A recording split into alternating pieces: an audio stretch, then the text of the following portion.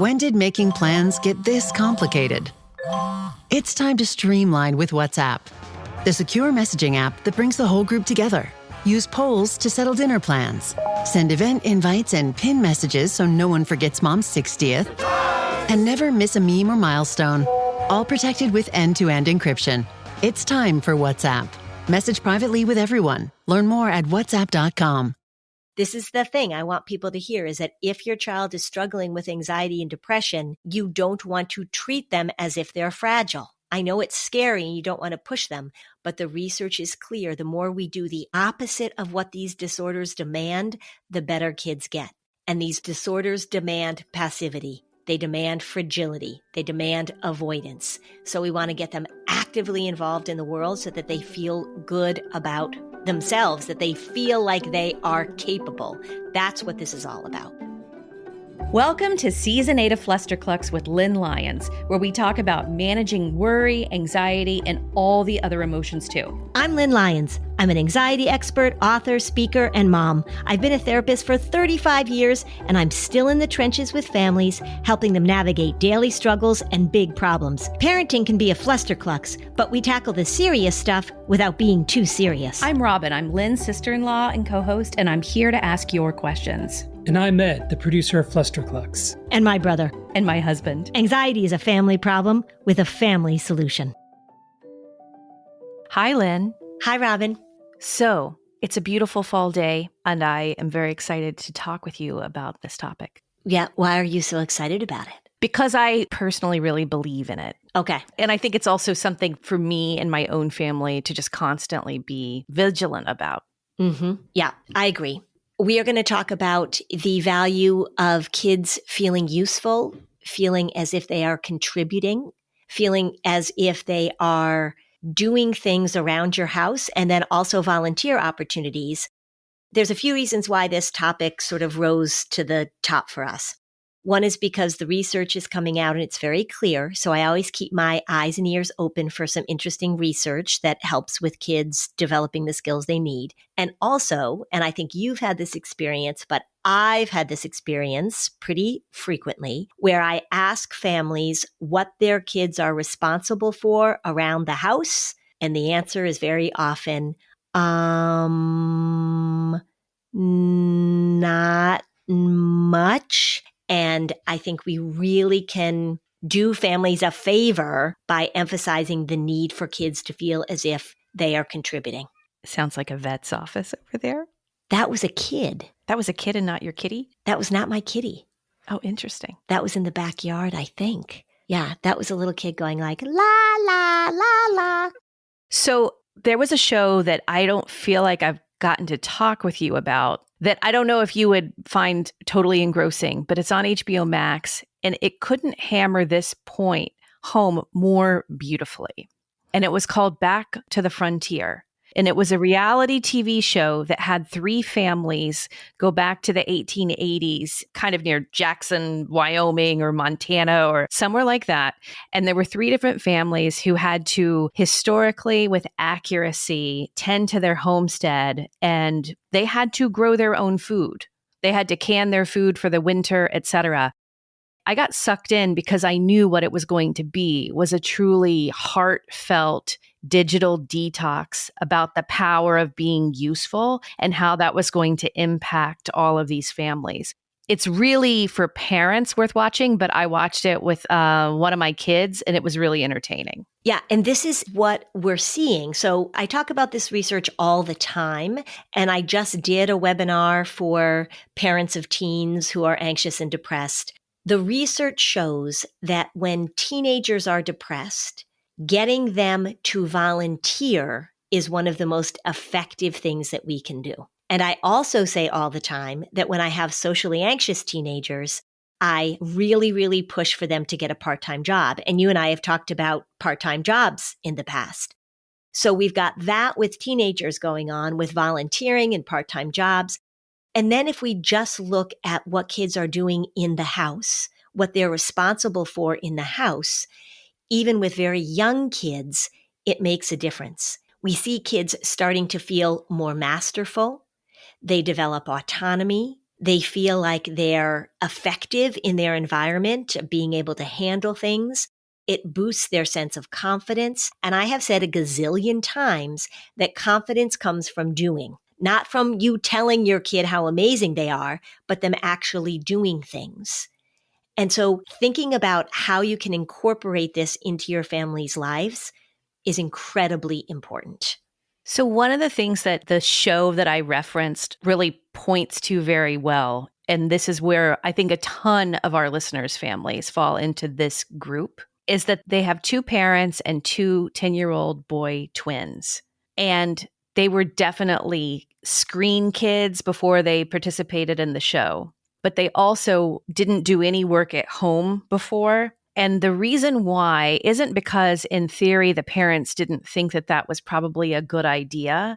It's that the parents, with maybe a little bit of perfectionism, just wanted things done their way and didn't want things done sloppy or something that they might have had to redo. So why don't you give us a big pep talk on how you have to let go of that tendency and really encourage those patterns and habits? Yeah. And I think what also happens is that it's the parents' perfectionism, but also just efficiency. This is a very unscientific screener, but I ask parents who in the family unloads the dishwasher and reloads it because it's not loaded perfectly.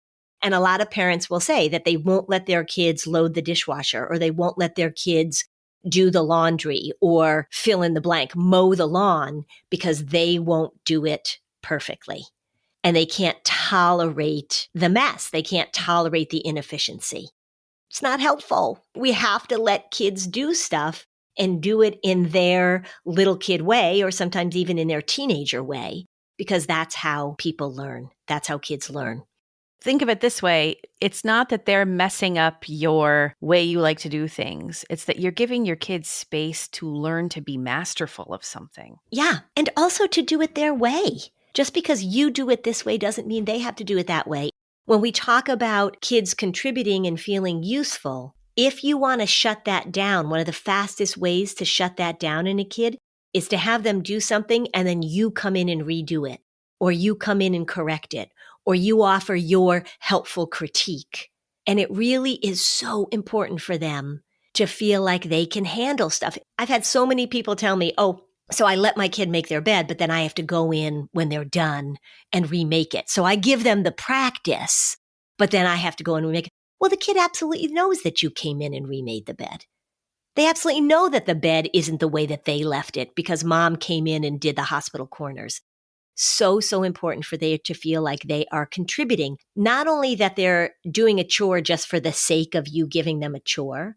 Like, okay, so it's important that you make your bed. So you can go through the motions of making your bed and then I'll come in and do it correctly. It's that they are actually doing something that's helpful and that you acknowledge as being helpful and contributory to the family. Right, because why do you want to send the kids the message, you did something, but it just wasn't good enough? Right. Or we're just doing it for the sake of doing it. Like, I know I'm supposed to give you a chore, but I don't really like the way you do it, so I'm going to go in and do it my way. They really have to feel like they're being useful. One of the interesting things in this article that I read about volunteering is that when the volunteering doesn't work or when it doesn't give us the effects that we want, it's because kids sign up to volunteer. So the parent's like, oh, we're going to volunteer for this organization. And you get there and they don't let you do anything. So they're just standing around. So you say, how was your volunteering? They're like, well, I didn't really do anything. That actually makes kids feel worse about themselves, which is the same as you going and remaking the bed that they made. Yep. Back to the Frontier shows 3 different families dealing with this. And then once they finally see their kids for capable people, it's just like such a teary shift for the kids, the parents. It's just such a great thing. Actually, you'd really like the show. They did a first run of this many, many years ago, and it was interesting. I think they did it on PBS. One of the things that happened was that one of the moms got very concerned that her husband was losing too much weight. So they called in a doctor, and the doctor was like, no, you're good. This is how they used to look back in 1840. But one of the daughters of one of the families that I think was from LA was sneaking in makeup and her cell phone, and they caught her with this contraband. So that was kind of an interesting part of it too. couldn't even tolerate not having lip gloss. They must have learned from that in the show, because the very first scene is they're surrendering everything. Mm-hmm. Screens, makeup, jewelry, all of that. I thought it was just really good and really inspiring to think of how to just really center your family dynamic around all the stuff that matters. Yeah. Did you have chores growing up? Yes, we've talked about this before. We have like a lot of different ways people do this.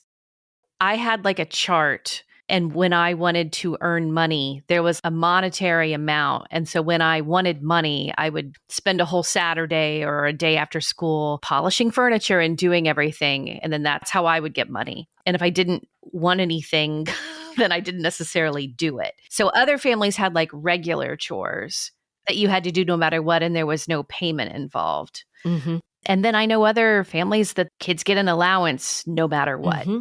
Yeah.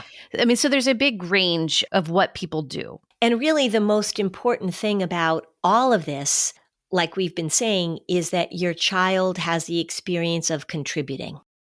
Older kids cooking dinner one night a week, or taking care of a neighbor's pet, or watching your own younger siblings.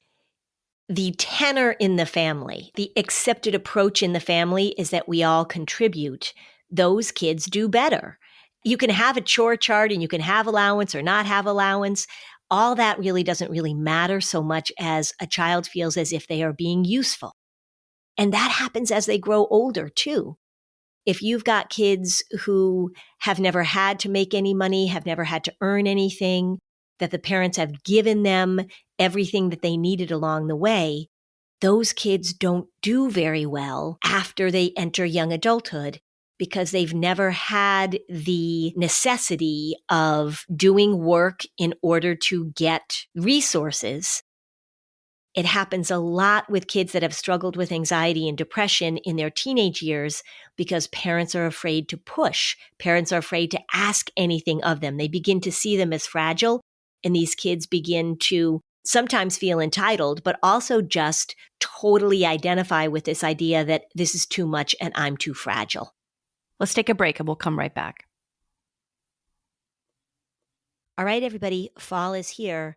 And with it comes cooler nights and heartier meals and craving for that something that's just warm and satisfying. That's where HelloFresh comes in, bringing you comforting, chef-designed recipes and fresh seasonal ingredients right to your door. This season, they've taken things to the next level with their biggest menu refresh yet. So say hello to a whole new way to do dinner. I am fresh off the most delicious pork dish. We had a beef dish. The selections, it's hard to make up your mind. So healthy, so easy to prepare. Include your kids in the cooking. It's a great way to get them involved. The best way to cook just got better. Go to HelloFresh.com/Flusterclux10FM now to get 10 free meals plus a free item for life. One per box with active subscription. Free meals applied as discount on first box. New subscribers only. Varies by plan. That's HelloFresh.com/Flusterclux10FM to get 10 free meals and a free item for life. Okay, you know that I love accurate information and that I talk all the time about how much bad information there is out there. Masterclass has experts, true experts, that know what they're talking about. It's a great place to go and learn new things, bolster your own learning, get some skills. There is a new class called The Science of Parenting. Lisa D'Amour, one of my favorite colleagues, offers such great information along with other people. There's a cooking class with Alice Waters.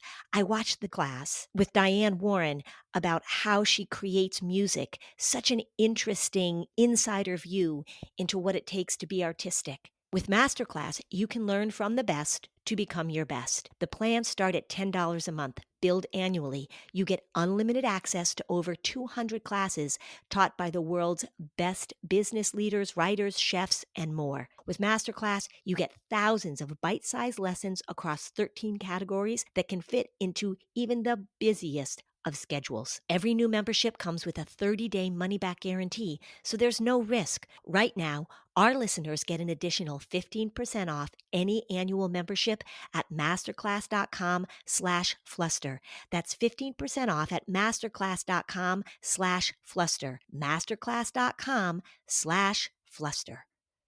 Hey, when I was little, we had a lemonade stand. And I mean, we made so much money on that lemonade stand. We were so smart with our little business. And I think we were smart with our money too. Having parents that talked about money, that gave us money skills, really has served me very well throughout my life. Do you want your kids to be smart about money? I think you do. Acorns Early is the smart debit card and money app that grows kids' money skills as they grow up.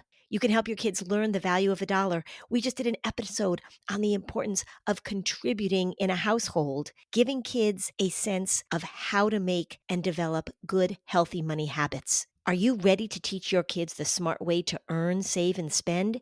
Get your first month on us when you head to acornsearly.com/fluster or download the Acorns Early app. That's 1 month free when you sign up at acornsearly.com/fluster. Acorns Early Card is issued by Community Federal Savings Bank, member FDIC, pursuant to license by MasterCard International. Free trial for new subscribers only. Subscription fee starting from $5 per month unless canceled. Terms apply at acorns.com/earlyterms.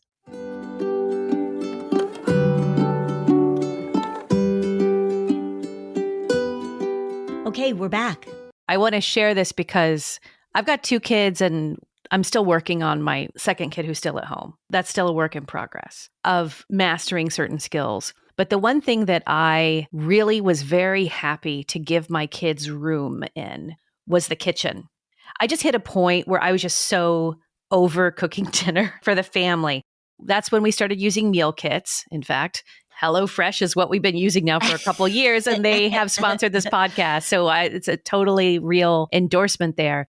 But what it did was it broke the myth that mom had to do the cooking. My husband cooks a few kits a week because just tell me what to do. Well, HelloFresh and those meal kits tell them what to do. But my kids started doing them as well. My daughter, during the pandemic especially, what are we having for dinner tonight? And I just kept with consistency saying, I don't know. What do you feel like cooking? Mm-hmm.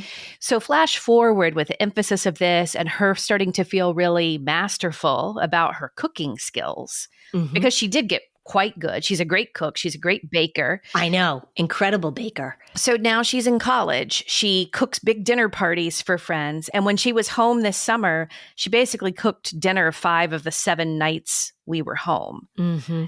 She just like, that's how she's going to contribute. But it's a huge help to me. It's a huge help to her father.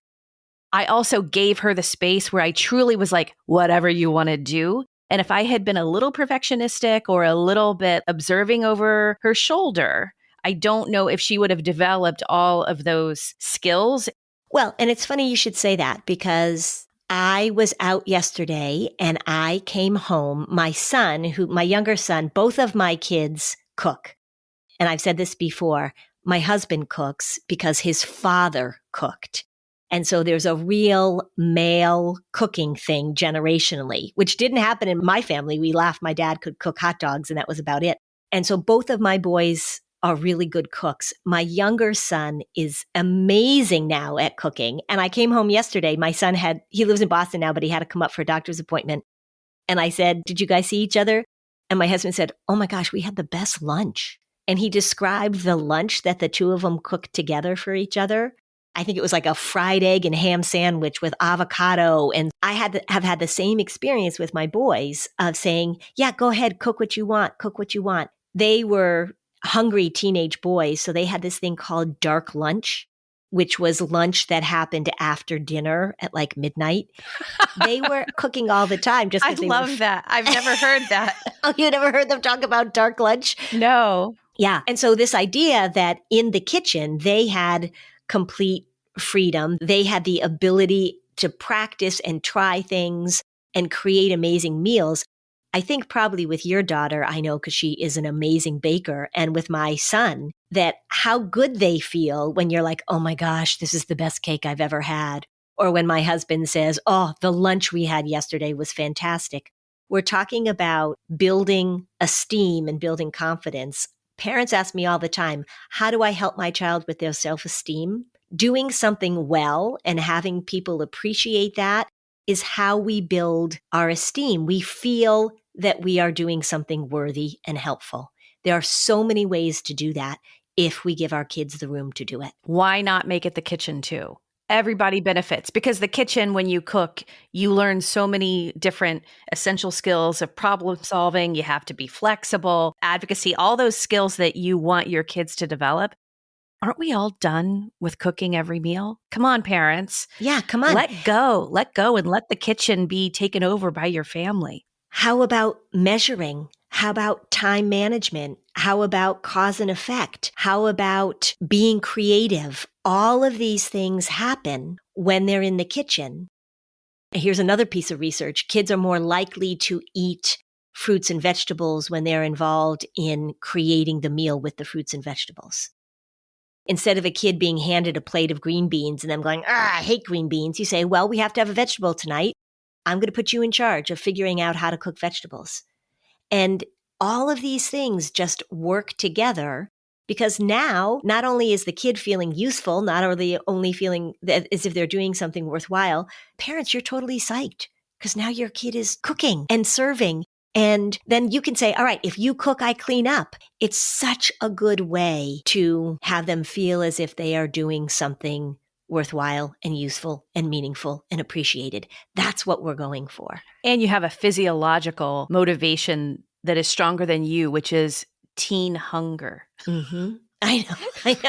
They're hungry. They're motivated. Yeah, that's why my boys were cooking. The thing that happened too is that since my boys knew how to cook, then my son, you're talking about your daughter at college. When my son was in college, this was the year after COVID, but there was still a lot of COVID stuff going on. He was living in an apartment. It was 4 guys, so him and 3 other guys.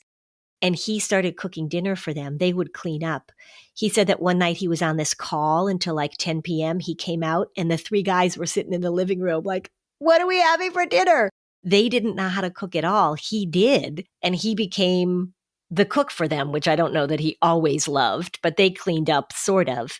But it was this skill that was so appreciated by his roommates that they were like, please, please cook for us. Yeah. I think the kitchen is really like the way to go because it has so many other beneficial social tools that gives the kids later, like we're saying, like how our kids have then cooked for other kids. And, you say that you don't cook, but you actually cook well when you do cook. Well, I know how to cook and I can cook. Right, exactly. You still know how to cook. I think that there are some families, though, that if the parents aren't that into cooking, then they'll hear this and then just say, well, I can't even model this, really. And this is where I do think you'd be surprised how kids are so resourceful with the internet in a positive way. They're able to look it up and figure out how to do it probably well beyond what we think they can. And I think that that's also an important thing, too, to say now's the time I want you to use your phone and look it up and figure it out. Bring up a YouTube video of how to make green beans with garlic. Yeah, absolutely. The other thing, too, we're talking a lot about cooking, but the other thing that I've seen recently as very helpful, and this is going to be more specific to where you live, but gardening is another huge thing that kids enjoy doing and that they feel a lot of efficacy doing. Also, in terms of yard work, and we call it yard work, but having kids have the responsibility here, my kids used to shovel the front walk. They didn't shovel the whole driveway. My husband did that, but they had to shovel the front walk, even when they were pretty small. And even things like weeding or planting flowers. We're coming up on the holidays, but having kids wrap gifts, teaching them these skills and then just saying to them, this is going to be your responsibility. And it means that our perfectionism has to go away. There are so many things that kids can do. Have them do their own laundry, have them fold it, have them put it away if they're little. I used to have the chore of dusting, which was pretty easy. I had the little Pledge and the wipe and I went around. Is Pledge still around? I think they are, but nowadays that's not what you're supposed to put on the furniture because it's bad for it. Oh. So we don't have Pledge in our house anymore. Okay. Well, we don't have, Clearly not a podcast sponsor. yeah, we don't have Pledge in our house either, but also I don't do the dusting. What was it called? Lemon Fresh Pledge? Lemon Fresh Pledge. Couldn't that The smell just brings bring me back. I know. Yeah.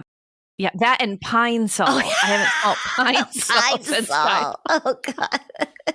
And Comet. Remember we used Comet in the toilet? Yeah, you can have, actually, that's one of the chores I also had, is that if you have two boys, you have to teach them how to not pee all over the place, but that takes some time. So they had to clean up their pee. They had to clean the toilets with the Comet. There's also the volunteering part of it too. Yeah, there are so many things they can do. Let's take a break. And Lynn, I want to hear about the research around volunteering. Okay. Okay, it's getting colder outside. Calling for those layers, those cozy, warm sweaters, those fall coats that look so fantastic. Luckily, Quince makes it easy to look polished, to stay warm, and to save big without compromising on quality. Think Mongolian cashmere, $50. Or denim. Denim's back, everybody. How about those great coats that you need to look fabulous, but also keep you warm and toasty? If you wear t-shirts like I do, I already have several of their t-shirts. They have a cotton modal scoop t-neck 3-pack, 3 high-quality t-shirts for $36. And Quince partners directly with top-tier ethical factories and cuts out the middlemen. They deliver luxury quality at half the price of similar brands. It's the kind of wardrobe upgrade that feels smart and stylish and effortless. So find your fall staples at Quince. Go to quince.com/fluster for free shipping in your order and 365-day returns. Now available in Canada too. That's QUINCE.com/fluster to get free shipping and 365-day returns. Quince.com/fluster. Hey everybody, the kids are back in school, the vacations are over. It's officially the start of the cozy season, which means you need your Bombas socks and your slippers. They have the most comfortable socks, slippers, tees, and underwear out there. They're made from premium materials like merino wool that keeps you warm when it's chilly but cool when it's hot. Supima cotton, it's softer and stronger and more breathable than regular cotton. And even rag wool, the thick, durable, classic cozy sock that you'll want all fall. For every item you buy, Bombas donates one to someone experiencing homelessness. Over 150 million items have been donated thanks to customers. If you're not satisfied, 100% guarantee they'll make it right. There's no risk and all reward. I love my Bombas socks. I wear them every time I go to the gym. I love them. I wear them hiking. They last and last and last. In fact, I just got back from a hike wearing my Bombas compression socks. Head over to bombas.com/audio and use code AUDIO for 20% off your first purchase. That's BOMBAS.com/audio. Code AUDIO at checkout. At Sierra, discover top workout gear at incredible prices, which might lead to another discovery. Your headphones haven't been connected this whole time. Awkward.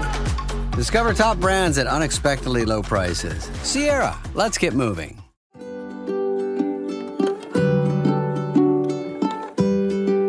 Okay, so now back to the show.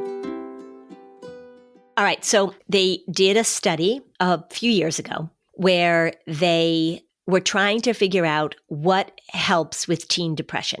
So they were looking at all the different treatments. They were looking at medication and different types of therapy and exercise, et cetera, et cetera, et cetera. And what knocked it out of the park was volunteering. Even the researchers were surprised at how consistently they found positive benefits in mood, in functioning when kids volunteered. Whether or not they're being paid or not, I think part-time jobs have had similar effects with the kids that I've worked with.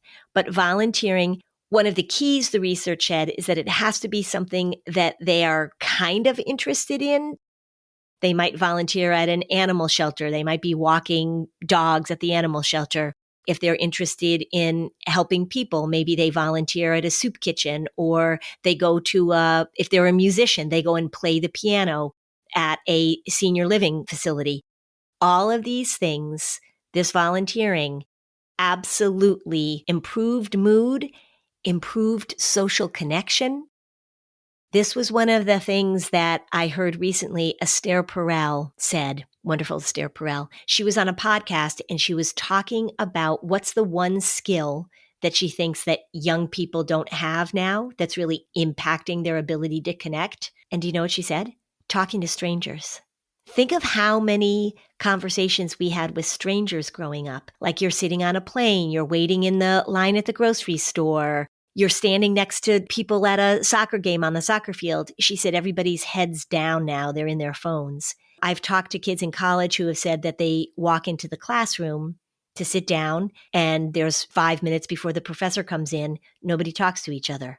So volunteering requires you to talk to people. It requires you to interact with people. In fact, I would focus on the volunteer opportunities that require you to converse with people. Part-time jobs can also help with that as well. Yeah. A part-time job where you're working from home, entering data into something, that's better than nothing, but it doesn't include that interaction piece, which is so important. So working in a grocery store, which is something that a lot of younger kids can do. Here in New Hampshire, you can work at a grocery store if you're 14. Babysitting, dog walking. I had a client who worked at the deli counter at a grocery store. I had another one who was doing cake decorating at the grocery store.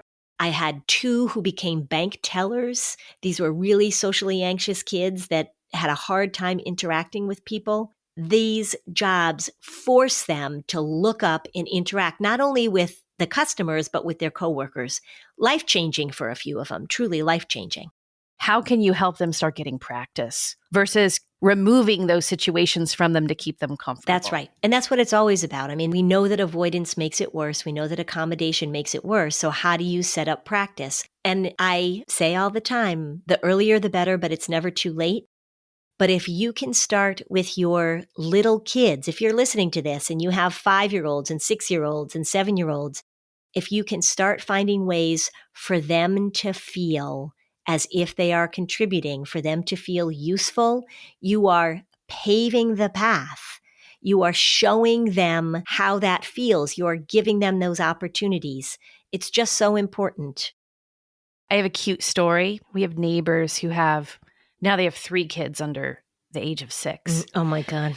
And when we were away this summer, Ed, my husband, your brother, fellow co-host, asked the dad, like, hey, we're going to be away from here to here. Can you check on our house once in a while? And you shouldn't see anybody here, kind of thing. And so his 2 that were like, I don't know, let's say they're 3 and 5. The husband came over and said to Ed, I just want to tell you, checking on your house was like this thing. So after dinner, the little kids would be like, we have to go check on Eddie's house now. So like the little kids would walk over, Eddie's house looks good, and then would go back. And so like it was the start of, we have to help our neighbors, which I loved. That was so adorable. Oh, that is so adorable. Yeah, and we have this job. Like it's very important for us to go over. They felt important. They felt like this was something that they were responsible for. Yeah, that's exactly what I'm talking about. And the more that we take that away from kids and the more that we step in, or again, the more that we give them the message that they can't handle it or that they're too fragile. This is the thing I want people to hear, is that if your child is struggling with anxiety and depression, you don't want to treat them as if they're fragile. I know it's scary and you don't want to push them, but the research is clear. The more we do the opposite of what these disorders demand, the better kids get. And these disorders demand passivity. They demand fragility. They demand avoidance. So we want to get them actively involved in the world so that they feel good about themselves, that they feel like they are capable. That's what this is all about.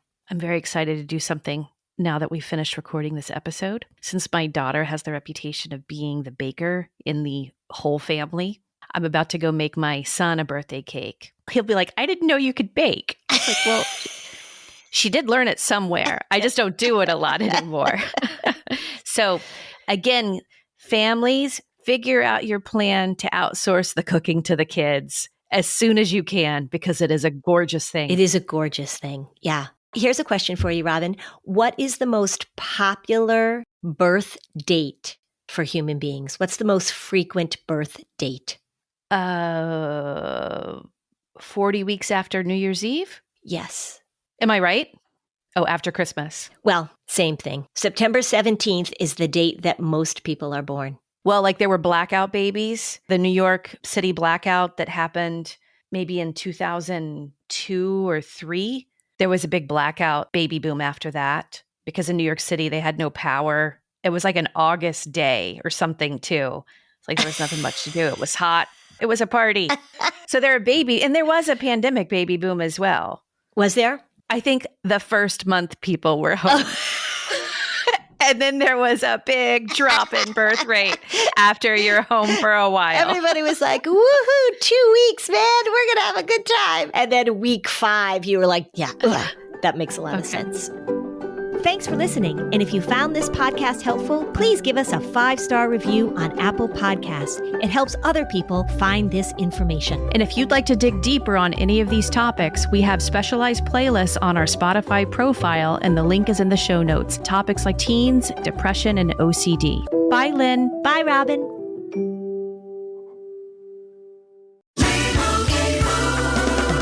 Doug. Limu and I always tell you to customize your car insurance and save hundreds with Liberty Mutual. But now, we want you to feel it. Cue the emu music, Limu. Save yourself money today. Increase your wealth. Customize and save, we say. That may have been too much feeling. Only pay for what you need at libertymutual.com. Liberty, liberty, liberty, liberty. Savings vary. Underwritten by Liberty Mutual Insurance Company and affiliates. Excludes Massachusetts.